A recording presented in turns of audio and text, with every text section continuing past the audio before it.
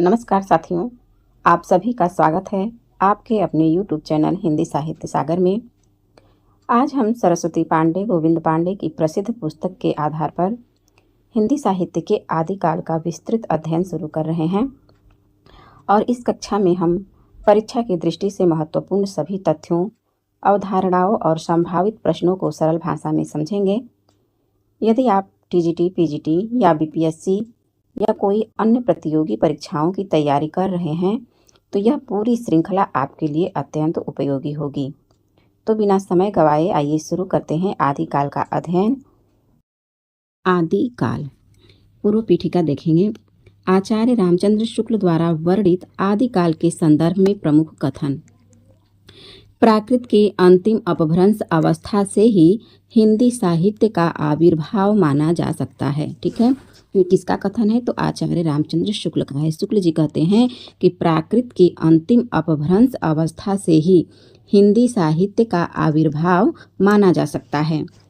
आगे क्या कहते हैं? अगला कथन है, हिंदी साहित्य का आदिकाल संभवत 1050 से लेकर संभवत 1375 तक, अर्थात महाराज भोज के समय से लेकर हम्मीर देव के समय के कुछ पीछे तक माना जा सकता है। ठीक है, शुक्ल जी कहते हैं कि जो हिंदी साहित्य का आदिकाल है इसका समय इन्होंने 1050 से 1375 ईस्वी तक, अर्थात महाराजा भोज के समय से लेकर हम्मीर देव के समय के कुछ पीछे तक माना जा सकता है। राजाश्रित कवि और चारण जिस प्रकार नीति, श्रृंगार आदि के फुटकल दोहे राजसभाओं में सुनाया करते थे, उसी प्रकार अपने आश्रयदाता राजाओं के पराक्रमपूर्ण चरित्रों या गाथाओं का वर्णन भी किया करते थे। यही प्रबंध परंपरा रासों के नाम से पाई जाती है। ठीक है, कह रहा है कि जो राजाश्रित कवि थे आदिकाल में और चारण कवि थे, उनको ही चारण बोलते थे, वो क्या करते थे कि नीति और श्रृंगार आदि के फुटकल दोहे जो हैं जिस राजा के यहाँ रहते थे, जिस राजा के दरबार में रहते थे, उनको ये सुनाते थे। ठीक है, उसी प्रकार अपने आश्रयदाताओं राजा के उनके पराक्रमपूर्णता चरित्र को जो है सुनाते थे और वहाँ पे काल्पनिक उनका वर्णन भी करते थे। कहीं कहीं बढ़ा चढ़ा करके उनके चरित्र को सामने लाते थे। तो जो वही प्रबंध परंपरा थी वही क्या हुई, रासों के नाम से जानी जाने लगी। जैसे चंद्रवरदाई ने पृथ्वीराज रासो लिखा है। ठीक है, तो उसमें भी उन्होंने पृथ्वीराज के युद्धों के विषय में, उनके चरित्रों के विषय में बखूबी बताया है। तो वही वो रासों के नाम से पाई जाती है, जिसे लक्ष्य करके इस काल को हमने वीर गाथा काल कहा है। अब देखिए आचार्य रामचंद्र शुक्ल ने आदिकाल का नाम क्या रखा है? वीर गाथा काल नाम रखा है। एक प्रश्न तो यहाँ से ये बन गया कि वीर गाथा काल नाम किसने दिया है आदिकाल को? तो हमारा उत्तर हो जाएगा आचार्य रामचंद्र शुक्ल। लेकिन रामचंद्र शुक्ल जी वीर गाथा काल क्यों कहा है, आदिकाल को वीर गाथा काल क्यों कहा है? तो ये स्पष्ट किए हैं कि राजाश्रित कवि और चारण जिस प्रकार नीति, श्रृंगार आदि के फुटकल दोहे राजसभाओं में सुनाया करते थे, उसी प्रकार अपने आश्रयदाताओं राजाओं के पराक्रमपूर्ण चरित्रों या गाथाओं का वर्णन भी किया करते थे। यही प्रबंध परंपरा रासों के नाम से पाई जाती है, जिसे ठीक है जिसे लक्ष्य करके इस काल को हमने वीर गाथा काल कहा। अपभ्रंश नाम पहल बलभी के राजा धारसेन द्वितीय के शिलालेख में मिलता है। ठीक है, अपभ्रंश का नाम पहल कहाँ मिलता है? तो धारसेन द्वितीय के शिलालेख में। ठीक है, ऑप्शन में धारसेन भी होंगे, धारसेन द्वितीय भी होंगे, धारसेन प्रथम भी होंगे, लेकिन हमारा उत्तर क्या होगा? धारसेन द्वितीय के शिलालेख में मिलता है। किसका उल्लेख? तो अपभ्रंश का उल्लेख, जिसमें उसने अपने पिता, ठीक है कौन? जो बलभी के राजा धारसेन द्वितीय थे, इन्होंने अपने पिता गुहसेन विक्रम संवत 650 के पहले को गुहसेन को संस्कृत, प्राकृत और अपभ्रंश तीनों का कवि कहा है। तो जो धारसेन द्वितीय थे उन्होंने अपने पिता गुहसेन को संस्कृत, प्राकृत और अपभ्रंश तीनों का कवि कहा है। अगर ऑप्शन में रहेगा कि किसका जो है नहीं कहा है कवि, तो आपको ऑप्शन में वहाँ हिंदी भी मिलेगा, संस्कृत भी रहेगा, प्राकृत और अपभ्रंश। तो प्रश्न हमें ध्यान से पढ़ना होगा कि वहाँ पे नहीं पूछेगा तो वहाँ पे हमारा उत्तर सही हो जाएगा, जो ऑप्शन हिंदी वाला रहेगा। ठीक है, आगे है कि सिद्धों की उद्धृत रचनाओं की भाषा देश भाषा मिश्रित अपभ्रंश या पुरानी हिंदी की काव्य भाषा है। ठीक है, सिद्धों की उद्धृत रचनाओं की भाषा देश भाषा मिश्रित अपभ्रंश या पुरानी हिंदी की काव्य भाषा है। पुरानी हिंदी की व्यापक काव्य भाषा का ढांचा सौर सेनी प्रसूत अपभ्रंश अर्थात ब्रज और खड़ी बोली का है। देखिए यहाँ पे पश्चिमी हिंदी भी दे दिया है, कह रहा है कि ब्रज और खड़ी बोली ये किसके अंतर्गत आता है, तो पश्चिमी हिंदी के अंतर्गत आता है। तो इस चीज़ को अच्छे से समझ लीजिए। आगे है कथन है, ये आचार्य रामचंद्र शुक्ल जी का कथन है। शुक्ल जी कहते हैं कि आध्यात्मिक रंग के चश्मे आजकल बहुत सस्ते हो गए हैं, उन्हें चढ़ाकर जैसे कुछ लोगों ने गीत गोविंद किसकी रचना है, इसको आप लोग कमेंट बॉक्स में बताइएगा। ठीक है, कि गीत गोविंद किसकी रचना है। तो शुक्ल जी कह रहे हैं कि आध्यात्मिक रंग के चश्मे आजकल बहुत सस्ते हो गए हैं, जिन्हें चढ़ाकर जैसे कुछ लोगों ने गीत गोविंद के पदों को आध्यात्मिक संकेत बताया है, वैसे ही विद्यापति ने इन पदों को भी। तो यह कथन किसका है, तो यह कथन आचार्य शुक्ल जी का है। यहाँ पे एक महत्वपूर्ण काव्य पंक्तियां दिया है, तो चलिए इसको पढ़ते हुए आगे बढ़ते हैं। जो चिड़सासन भाष्यऊँ सो भई कहयऊँ सारू, जो पालई सई भाव करी सो सरी पावई पारू। तो ये किसकी पंक्ति है, तो ये पंक्ति देवसेन की है और इनके किस रचना से है, तो श्रावकाचार्य से है। पंडित सल सत्त बखाड़ही देहहि रुद्ध बसंत न जाड़ई, अमड़ा गमड़ तेन बिखंडई तो विलज्जई भड़ई हऊ पंडीय। तो ये किसका है, तो पंडीय सल सत्त बखाड़ई, तो ये सरहप्पा का है। जहिमन पवन न संचरई रवि ससिनाहि पवेश, तहि वत चित्त विसाम करु सरेहे कहय उवेश। तो यह भी पंक्ति जो है सरहप्पा की है। तहि वत चित्त, ये तो पढ़ी लिख चुके हैं। घोर अंधारे चंदमणि जिमि उज्जो करेई, परम महासुह ए सुकड़े दुरीय अशेष हरे। तो यह भी कथन जो है सरहप्पा का ही है। आगे अगला कथन देखिए लुइपा का है कि का आ तरुवर पंच बिडाल, का आ तरुवर पंच बिडाल लुइपा, भाव न होई अभावण जाई, यह भी लुइपा का है। अगला कथन है सहजे थर करी वारुणी साध, तो ये विरूपा का है पंक्ति। सहजे थर करी वारुणी साध विरूपा। ठीक है, यहाँ कोडिंग कर लेंगे, वारुणी तो विरूपा। एकड़ की जय मंत्रण तंत, तो एकड़ की जय मंत्रण तंत, तो ये कड़हप्पा का है। हालो डोंभी तो पुछामी सद्भावे, सदगुरु पा पये जाइब पुड़ु जिड़ उरा, तो ये है कड़हप्पा का। अगली पंक्ति है कि भला हुआ जो मारिया, ठीक है, तो किसका है, हेमचंद का है। भला हुआ जो मारिया बहिनी मारो कंत, इसकी पूरी लाइन है। आगे एक हेमचंद का और है कि पिय संगम कौ निदड़ी, हेमचंद। गंगा जमुना माझे बहई रे नाई, डोम्भिपा का है। नगर बाहरे डोम्भी तोहरी कुडिया छई, छोई जाई सो वाह्य नाड़ियाँ, कड़हप्पा। आगे एक और पंक्ति है कड़हप्पा की कि जिमि लोण बिलिज जई पाड़ी ए ही तिमि धरड़ी लई चित्त, किसका है, कड़हप्पा का है। देसिल बयना सब जन मिठा ते तैसन जपहूँ अवहट्ठा, तो ये है विद्यापति की पंक्ति है। हिंदू बोले दुरहि निकार छोटे तरुका भव की मार, तो यह भी विद्यापति का ही पंक्ति है। किससे है, तो कीर्ति लता से है। मनहु कला सस भान कला सोलह सो बन्नी, बिगसी कमल स्त्रिग भ्रमर बेनु खंजन मृग लुट्टी, तो ये एक जो है पंक्ति दे दिया है पृथ्वीराज रासो का। यहाँ और भी पृथ्वीराज रासो से पंक्तियाँ हैं, जैसे बज्जी घोर निशान रान चौहान चहाँ दिस, तो ये किससे है, पृथ्वीराज रासो से है। इसके लेखक कौन है, चंद बरदाई हैं। उट्टी राज पृथ्वीराज बाग मनो लग वीर नट, तो यह भी पृथ्वीराज रासो से ही है। आगे देखिए अगली पंक्ति जगनिक का है। 12 बरिस लेकू कर जिए और 13 लौ जिए सियार, बरिस 18 छत्री जिए आगे जीवन को धिक्कार, तो ये परमाल रासो से जगनिक की पंक्ति है। अगला है एक थाल मोती से भरा, तो ये अमीर खुसरो का पहेली है। एक नार ने अचरज किया सांप मार पिंजरे में दिया, तो यह भी अमीर खुसरो का ही है। गोरी सोवे सेज पर मुख पर डारे केस, तो यह भी अमीर खुसरो का ही है। और ये जो है पंक्ति अमीर खुसरो ने अपने गुरु की मृत्यु पर लिखा था। अब आप लोग कमेंट बॉक्स में बताइएगा कि अमीर खुसरो के गुरु का क्या नाम है। मेरा जोबना नवेलरा भयो है गुलाल, यह भी अमीर खुसरो का है।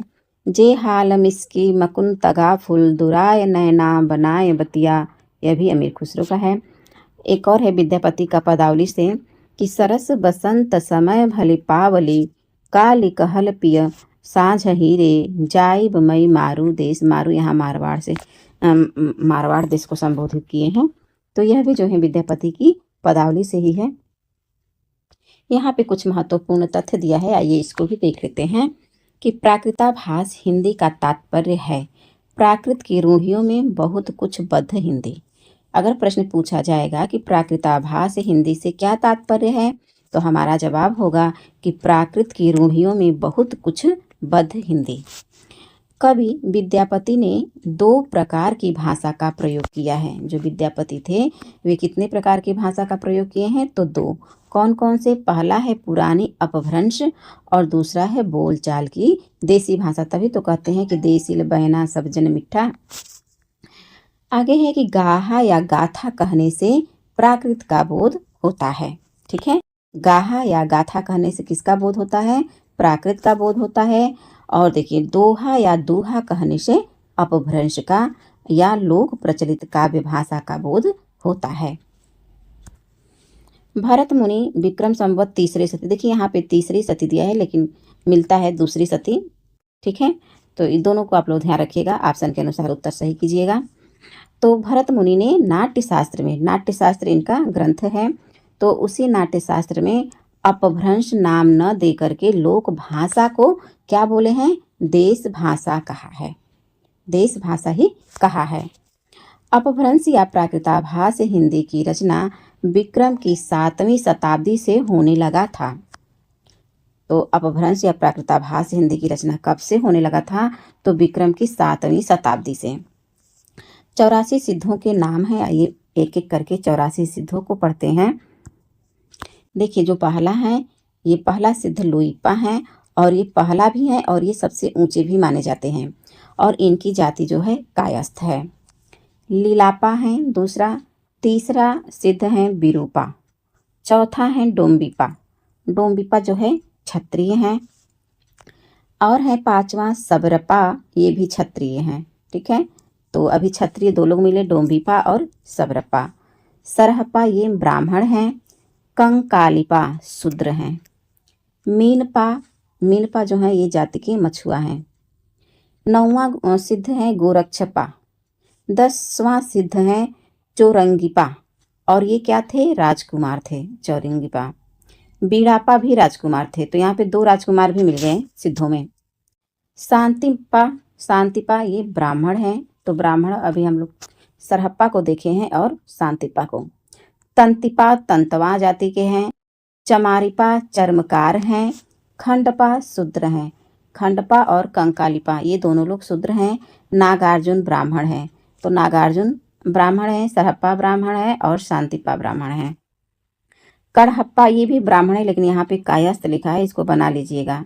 ठीक है, ये भी ब्राह्मण है।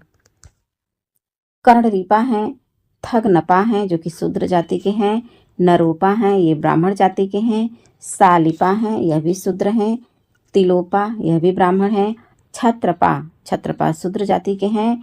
उसके बाद है भद्रपा, भद्रपा ब्राह्मण हैं। भद्रपा के बाद 25 नंबर पर जो सिद्ध हैं वो है दोखंधिपा, दोखंधिपा। 26 नंबर के सिद्ध हैं अजोगिपा, गृहपति हैं ये। कालपा हैं। फिर 28 सिद्ध हैं धूमिपा जो कि धोबी हैं। कंकड़पा हैं, ये राजकुमार हैं कंकड़पा। 30वां सिद्ध कमरिपा हैं। 31 डेंगीपा हैं जो कि ब्राह्मण हैं। और भदेपा हैं, तंधेपा हैं, ये शूद्र जाति के हैं। कुकरीपा ये महत्वपूर्ण है, ये ब्राह्मण जाति के हैं। कुचीपा शूद्र हैं। धर्मपा ये भी ब्राह्मण है। महीपा जो हैं शूद्र हैं।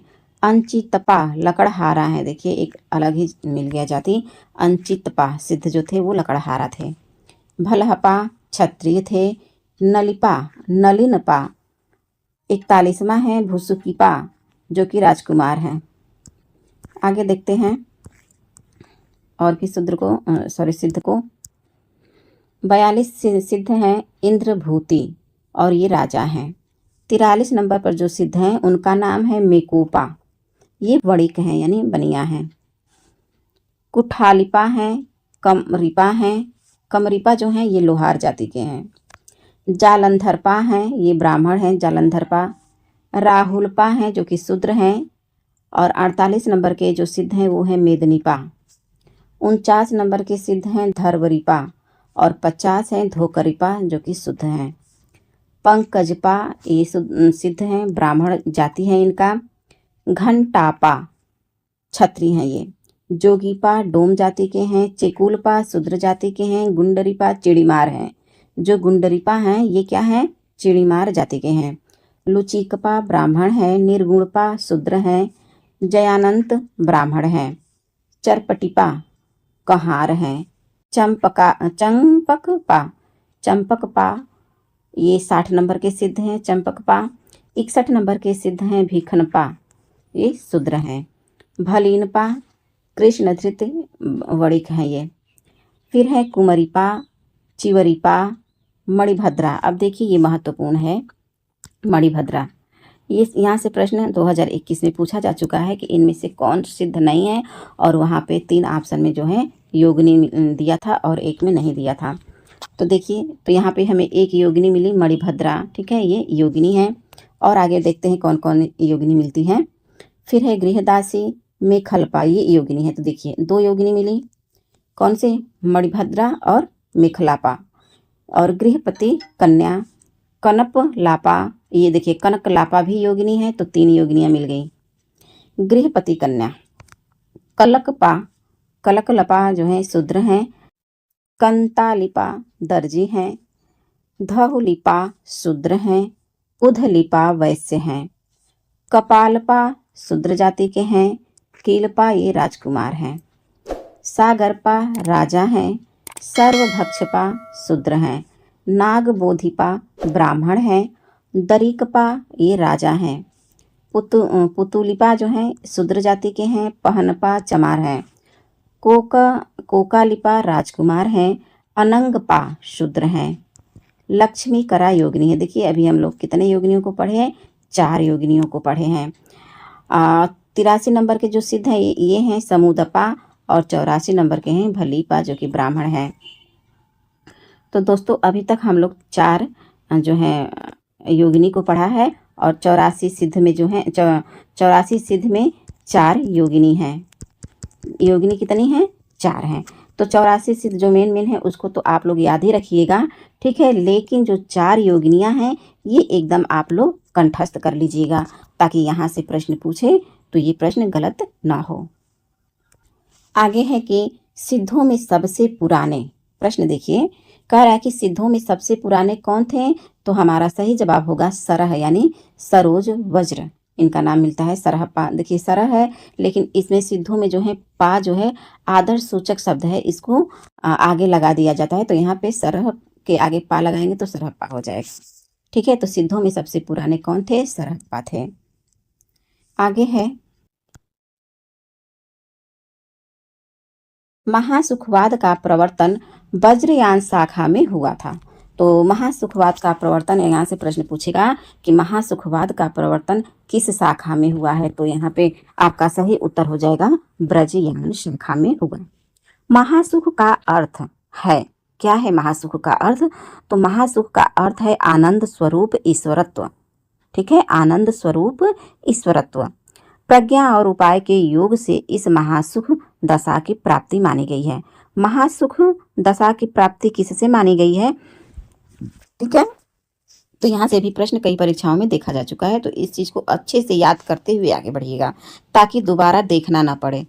तो प्रज्ञा और उपाय ये दोनों के योग से जो है महासुख दशा की प्राप्ति होती है। आगे है गोरखनाथ का नाथ पंथ मूल रूप से ब्रजयान शाखा का ही एक रूप है। जो गोरखनाथ का नाथ पंथ था वह मूल रूप से कहाँ से निकला था? ब्रजयान शाखा से ही निकला था। ब्रजयान शाखा का ही एक रूप है। गोरखनाथ ने पतंजलि के उच्च लक्ष्य ईश्वर प्राप्ति को लेकर हठ योग का प्रवर्तन किया है।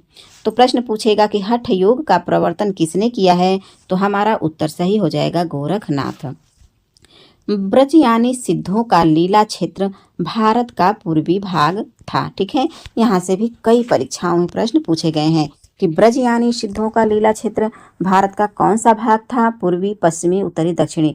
तो हमारा सही ऑप्शन हो जाएगा पूर्वी। और सिद्धों का कौन सा क्षेत्र था? इसका उत्तर आप लोग कमेंट में बताइएगा। गोरखनाथ ने अपने ग्रंथ का प्रचार देश के पश्चिमी भागों में विशेषकर राजपुताने और पंजाब में किया। जो गोरखनाथ थे वे अपने ग्रंथ का प्रचार प्रसार किस भाग में किए थे? तो पश्चिमी भाग में किए थे, और वहां पे भी विशेषकर राजपुताने और पंजाब में किया था। ठीक है, इस चीज को आप लोग कंठस्थ कर लीजिए।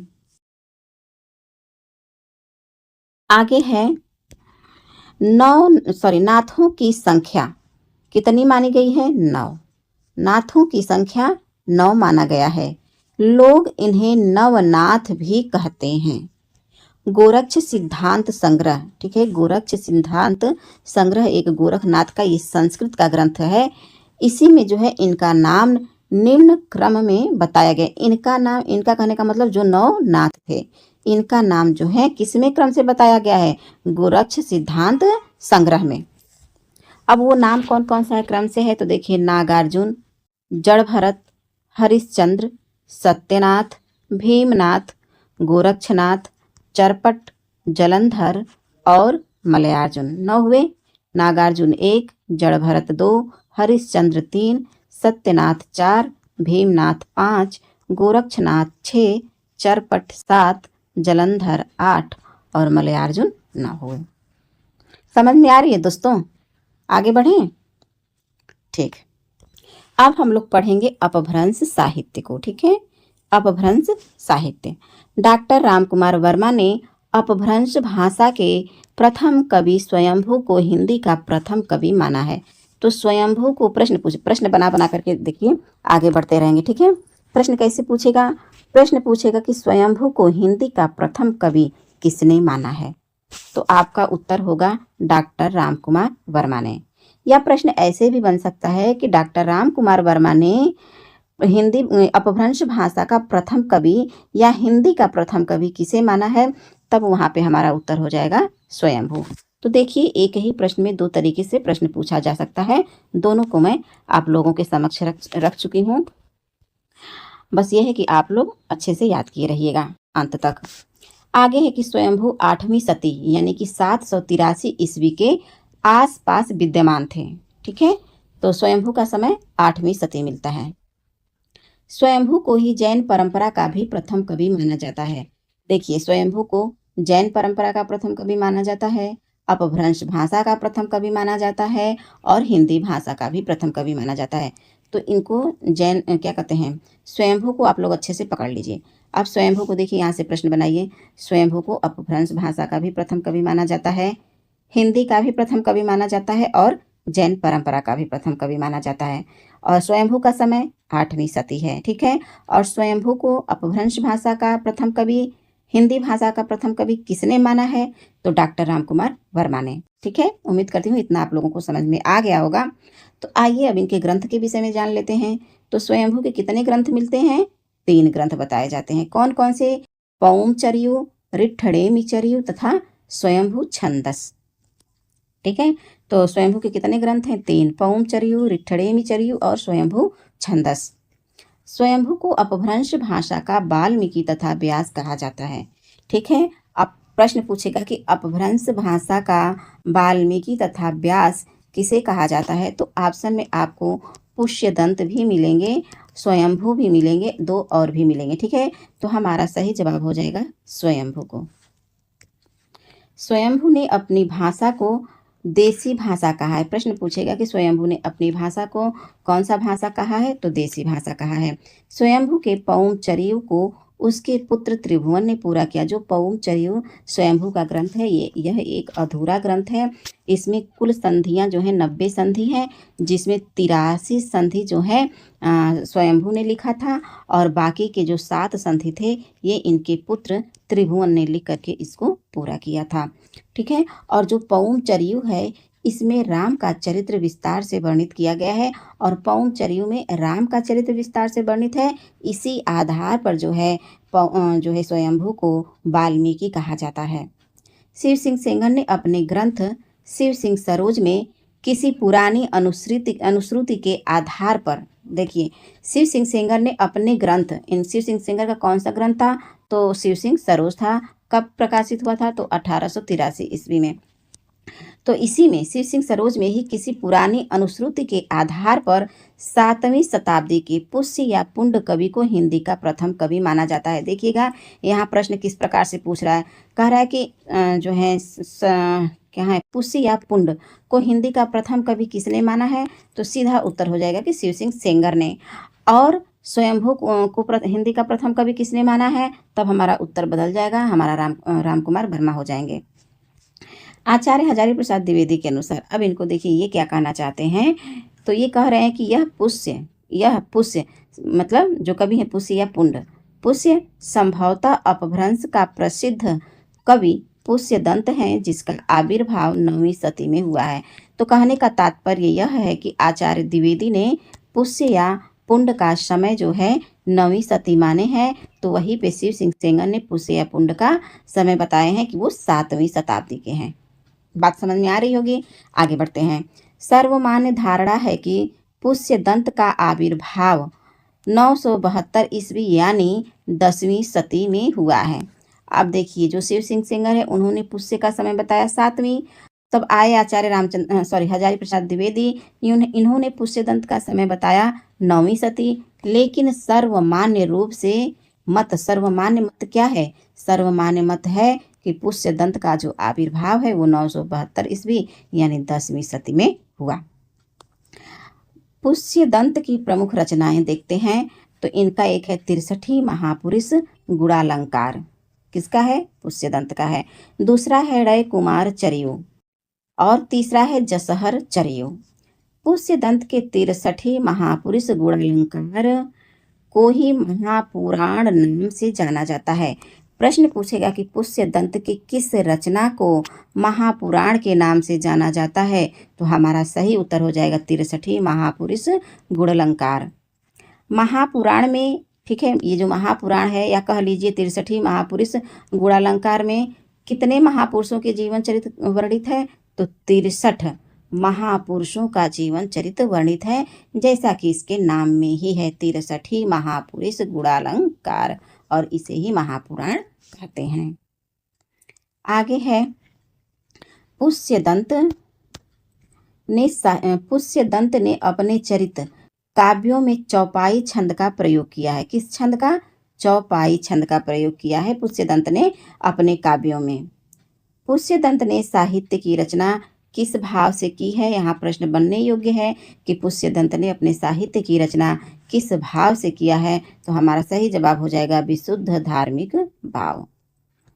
अपभ्रंश और अवहट में चौपाई, अपभ्रंश और अवहट में जो चौपाई है इसको चौपाई बोलते हैं, और इसमें 15 मात्राओं का छंद होता है। ये इसमें 15 मात्रा होती है, और जब हिंदी में ये चौपाई आता है तो यहाँ पे 16 मात्रा हो जाती है। पुष्यदंत को हिंदी का भवभूति कहा जाता है। हिंदी का भवभूति किसे कहते हैं, पुष्यदंत को। हिंदी का व्यास या वाल्मीकि किसे कहते हैं, तो स्वयंभू को। ये चीज़ें छोटी छोटी है लेकिन बहुत ही महत्वपूर्ण है, यहाँ से प्रश्न पूछे गए हैं। शिव सिंह सेंगर ने पुष्य कवि को, देखिए शिव सिंह सेंगर ने पुष्य कवि को भाखा की जड़ कहा है।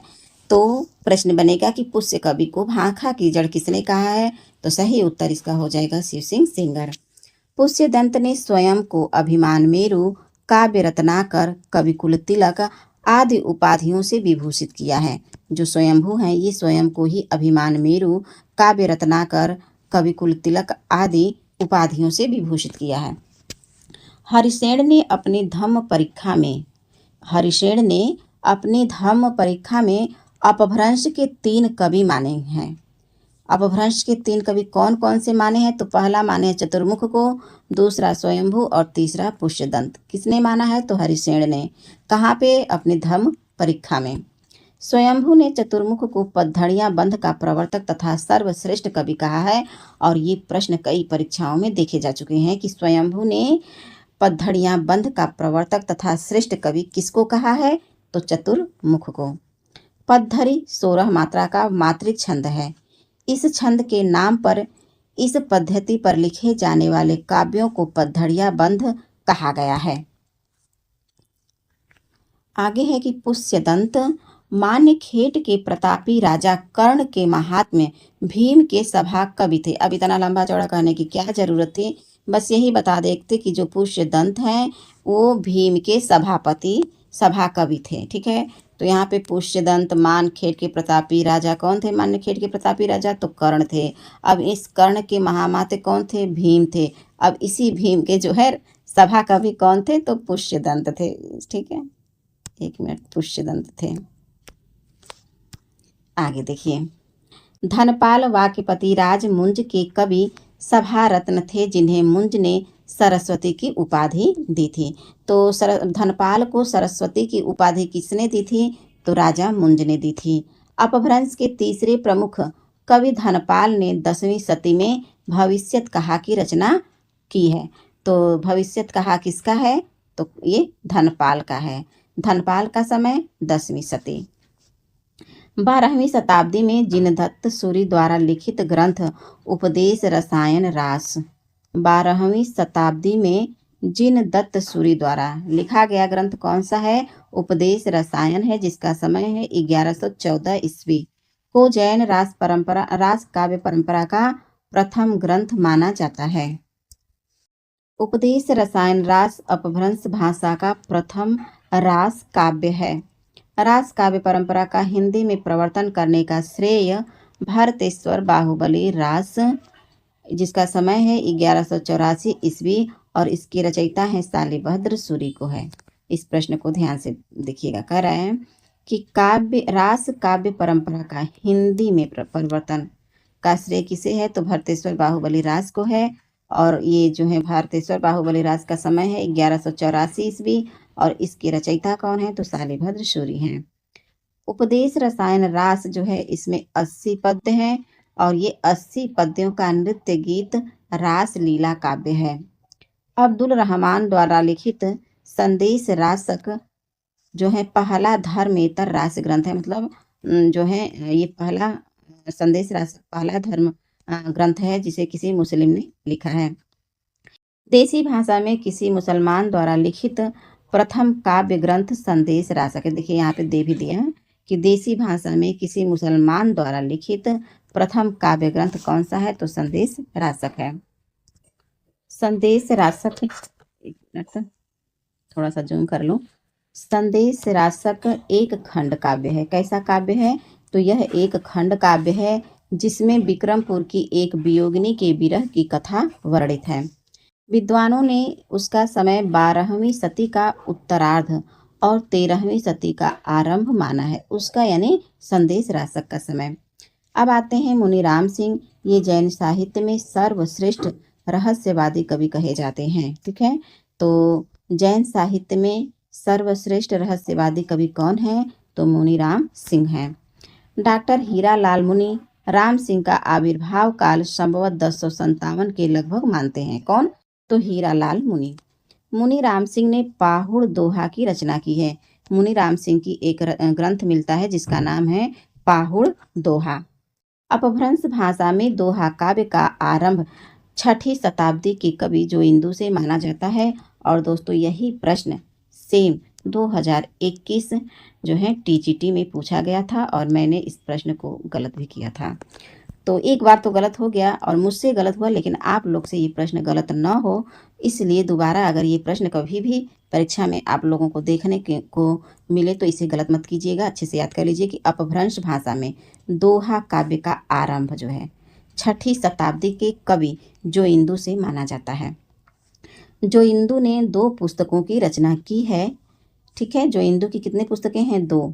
पहला है परमात्मा प्रकाश और दूसरा है योग सार। आगे है जॉर्ज ग्रियर्सन ने आदिकाल के अंतर्गत 9 कवियों को शामिल किया। ठीक है, अब वो 9 कवि कौन कौन थे जो जॉर्ज ग्रियर्सन ने आदिकाल के अंतर्गत सम्मिलित किया था? तो वो हैं पुष्य कवि, पहला हो गए। दूसरा है खुमान सिंह, तीसरा केदार, कुमारपाल, अनन्यदास, चंद्र, जगनिक, सारंगधर और जोधराज। तो ये 9 कवि जो हैं जिसको आदिकाल के अंतर्गत जॉर्ज ग्रियर्सन ने शामिल किया था। तो दोस्तों आज की इस कक्षा में हम लोग यहीं तक पढ़ेंगे, नहीं तो वीडियो बहुत लंबी हो जाएगी। ठीक है, तो आज की कक्षा में हमने आदिकाल के महत्वपूर्ण बिंदुओं का अध्ययन किया। यह वीडियो आपके लिए उपयोगी रहा हो तो इसे लाइक करें और अपने मित्रों के साथ शेयर करें और हिंदी साहित्य सागर चैनल को सब्सक्राइब करना न भूलें। अपने प्रश्न या सुझाव हमें अगर आप देना चाहते हैं तो कमेंट में अवश्य लिखें। अगली कक्षा में हम आदिकाल के अगले महत्वपूर्ण विषय को विस्तार से अध्ययन करेंगे। तब तक के लिए धन्यवाद। मिलते हैं अगली कक्षा में। नमस्कार।